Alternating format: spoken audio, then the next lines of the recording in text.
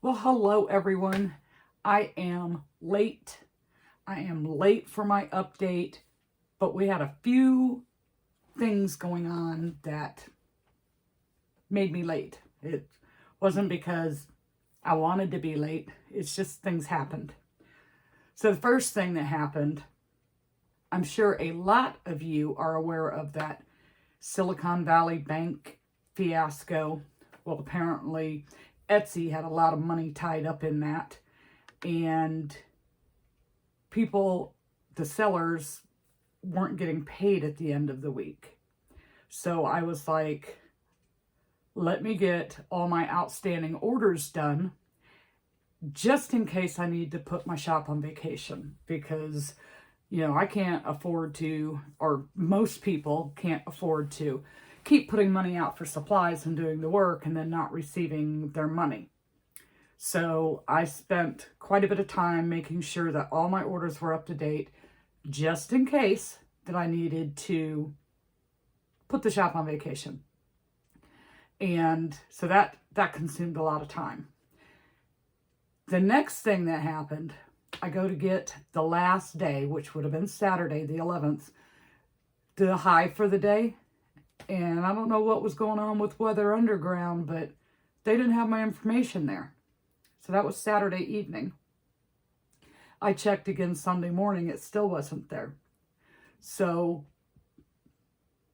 then I decided I need to make a Walmart run. Well, I told you guys last week that my car was just covered with pollen. My black car looked kind of a yellowish green color. Well, I never got around to washing it during the week, and I get in the car yesterday to run to Walmart, and it was embarrassing to drive it. There was so much pollen on it. So right by Walmart is one of those car wash places where you can go in and you get out and they got the hose, the sprayer thing, and the brush with the soap and all that. So I went into there to wash the car, which is good because at home I can't reach the very top of the car. I am not tall enough, but if I stand back I can see that it looks yellow-green. So I'm at the car wash. I was the only one there, and then cars started coming and they're starting to line up, and I started to feel rushed. So I'm sitting there using that soapy foam brush, and it's got like this blue soap, and it's leaking back and running down the wand and getting all over my hand. And I had to walk around in Walmart with the blue Smurf hand. It like stained my hand.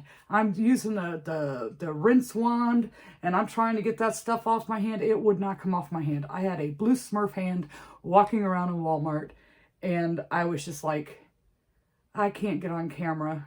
One, I don't have all my temperatures, and two, my hand looked like a Smurf. So I kept washing it and washing it and washing it. And finally, with doing dishes, most of that soap stain came off. I can still see a little bit in my thumb area, but yeah, it was really blue. Really, really blue. Anyways, so what we're here for, and we're late, is our temperature blanket update. So we have the first full week of March. But before we start with mine, let's do our shares for the week. We have 3. We have Adrian. She finished up February, which was the bead stitch, and going into March, she is switching over to the fan stitch. So I think this one's going to end up being pretty interesting with the changing of all the stitches. So I'd like to see a full view of where we're at so far. January the stitch, February the stitch, and then March. After a few weeks of March, like a full view, I think it would be really interesting to see. And I'm curious, Adrian, what will your April stitch be? Have you thought that far ahead, or just when you get to the end of the month is you decide what's next? Then we have Saga. She has shared with us a few times, and these are updated pictures of hers and her husband's. Hers is the one that's like the pinks and blues, and her husband's is more blues. And they are in England.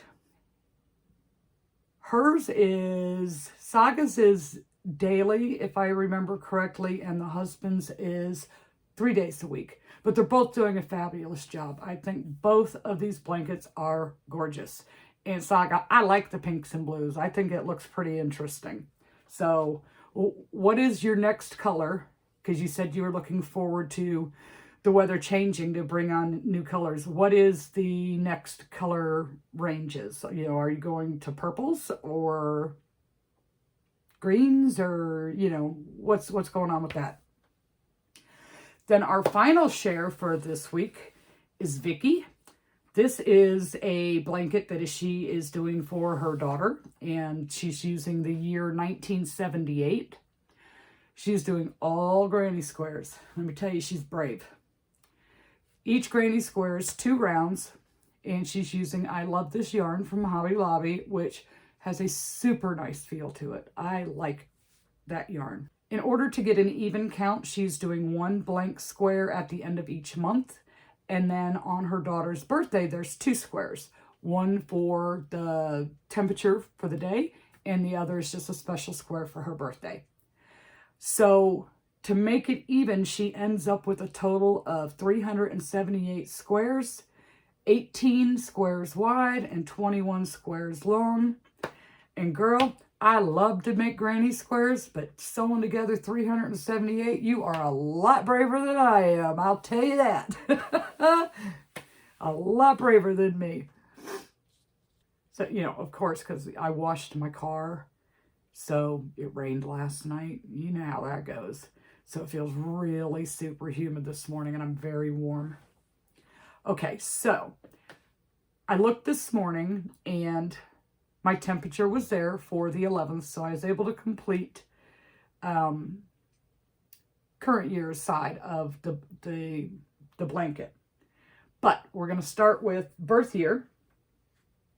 And I said last week that I thought that the colors were going to start to resemble the colors in the current year, because it's like all of a sudden in March somebody flipped a switch and the weather warmed up back then. So, and that's kind of what happened, but we got to use the new color cognac a few times already. We ended last week with the cognac, and we picked up this week with sunflower, egg yolk, 2 days in a row of cognac, curry, sunflower, egg yolk. But that's looking pretty interesting. There's the whole view of it. Lots of greens for the cooler weather. So that is birth year. Now, current year,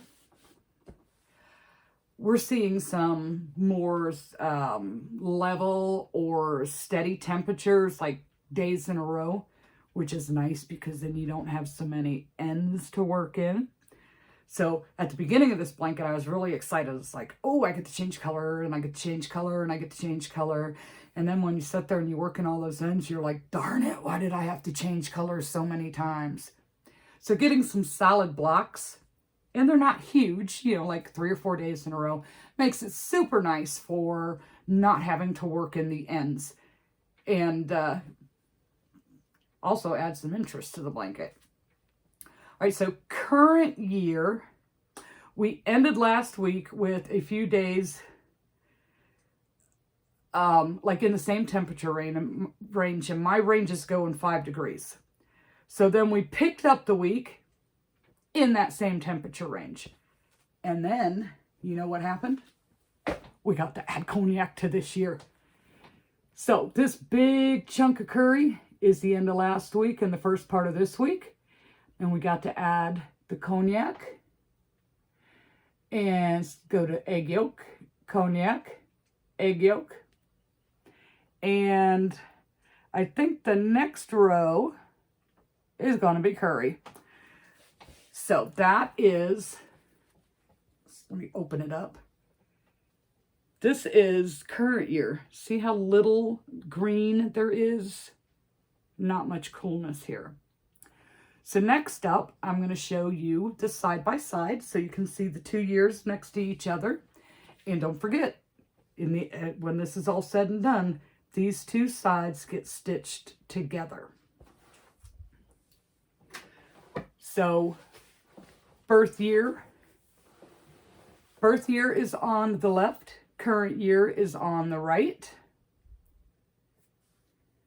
It's looking pretty interesting.